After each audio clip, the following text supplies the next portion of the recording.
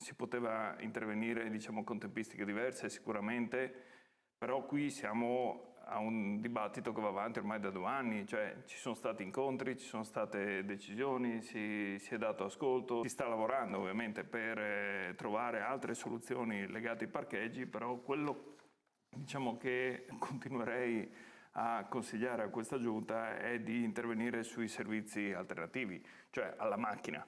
Quindi potenziare il trasporto pubblico locale laddove si può. Poi abbiamo il problema che arriva a Udine e non trova gli autisti con cui fare questo tipo di interventi.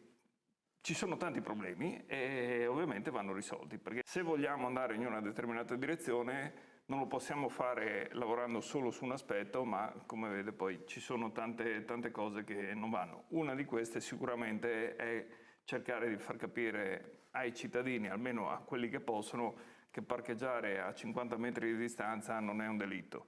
Si può fare. È una zona che diciamo che è nella cintura subito fuori a quello che è il centro, quindi secondo me poteva tranquillamente rimanere un parcheggio, magari riorganizzato, magari messo un po' a posto, oppure benissimo la riqualificazione di Piazza Garibaldi nel momento in cui ho una serie di parcheggi, una serie di mobilità dove insomma tutti stiamo lavorando per cercare di migliorarla, ma sappiamo che non è facile.